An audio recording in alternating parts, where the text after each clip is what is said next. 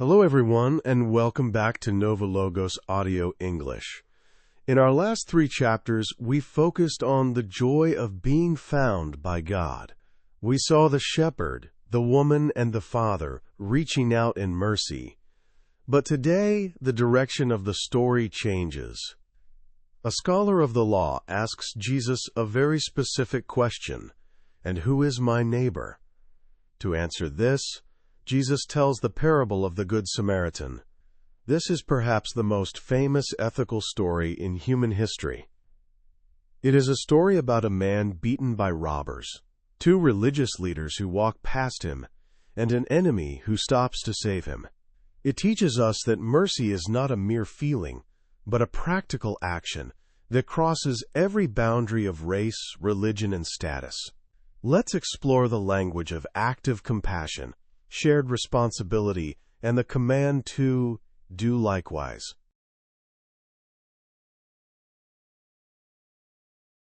Section 1. The narrative of the unexpected helper. Let's listen to the narrative from the Gospel of Luke, chapter 10, verses 30 through 37. Pay close attention to the physical, step-by-step actions of the Samaritan. Jesus replied, "A man was going down from Jerusalem to Jericho, and fell into the hands of robbers, who stripped him, beat him, and went away, leaving him half dead. Now by chance a priest was going down that road, and when he saw him, he passed by on the other side. So likewise a Levite, when he came to the place and saw him, passed by on the other side. But a Samaritan while traveling came near him, and when he saw him, he was moved with compassion. He went to him and bandaged his wounds, having poured oil and wine on them. Then he put him on his own animal, brought him to an inn, and took care of him. The next day he took out 2 denarii, gave them to the innkeeper, and said, 'Take care of him, and when I come back I will repay you whatever more you spend.'"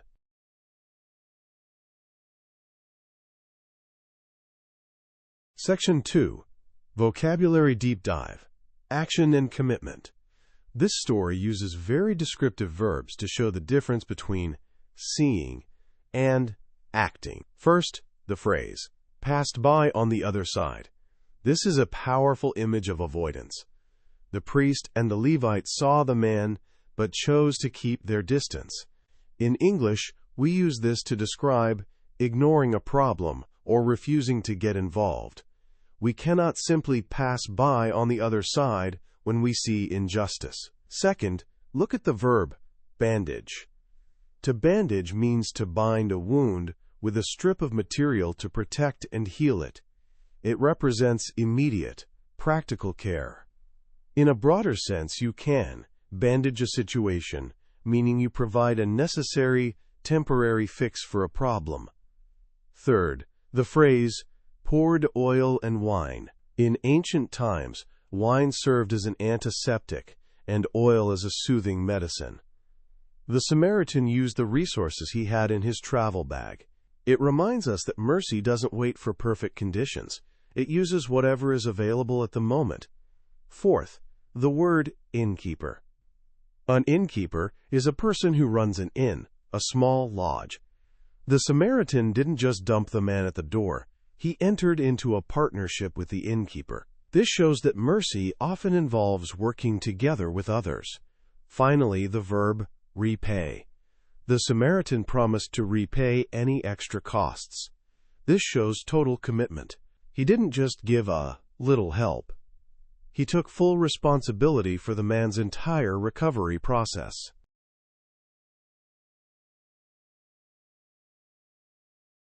Section 3.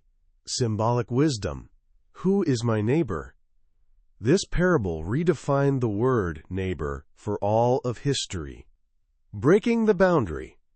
In those days, Jews and Samaritans were enemies. By making the hero a Samaritan, Jesus showed that our neighbor is not just someone from our own group, race, or religion. A neighbor is anyone in need who crosses our path. Mercy is interruptive.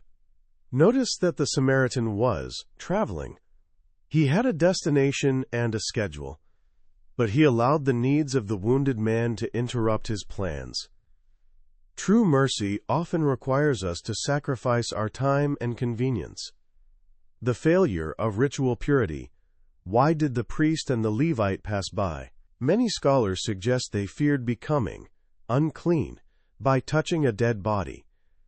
Jesus teaches that the highest law is always love and mercy, which stands above any ritual or rule.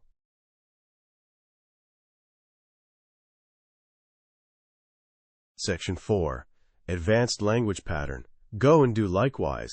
At the end of the story, Jesus asks which of the three was a neighbor. The scholar answers, the one who treated him with mercy. Jesus then says, go and do likewise. The word likewise means in a similar way, or similarly. It is a sophisticated way to command someone to follow an example. My mentor treated everyone with respect. I try to do likewise.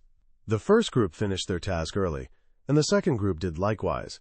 If you see a good example of leadership, go and do likewise.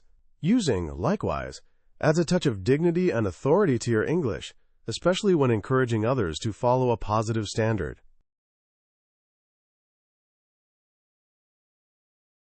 Section 5. Practical application. Being a neighbor in daily life. How do we apply the Good Samaritan to our personal growth and language journey? First, don't pass by your own struggles. Sometimes we see a wounded part of our life, a bad habit or a recurring mistake, and we ignore it because it's uncomfortable. Be a Samaritan to yourself.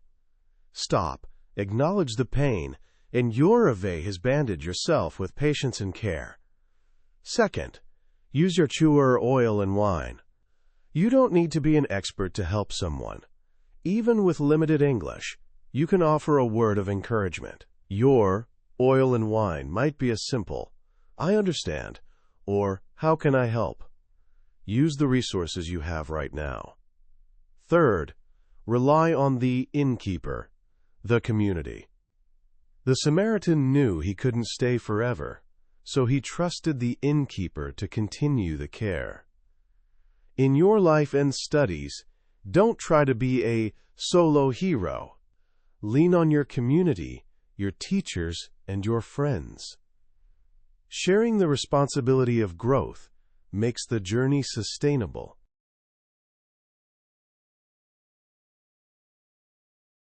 Consolidation and review. Deepening your understanding. Let's review the key phrases that define this call to action. Passed by on the other side. The language of indifference. It describes the choice to look away when action is required.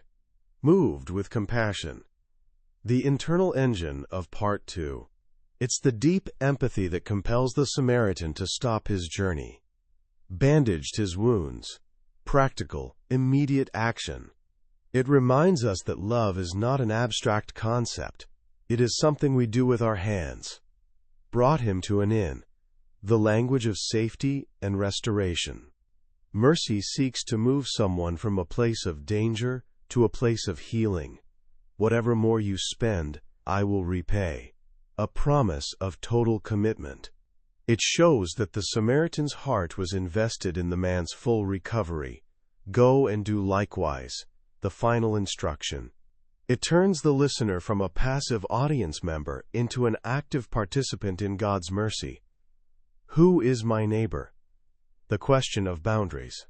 The parable answers that there are no boundaries when it comes to human suffering. Half dead. The state of extreme vulnerability. It reminds us that we must be most alert when others are at their weakest.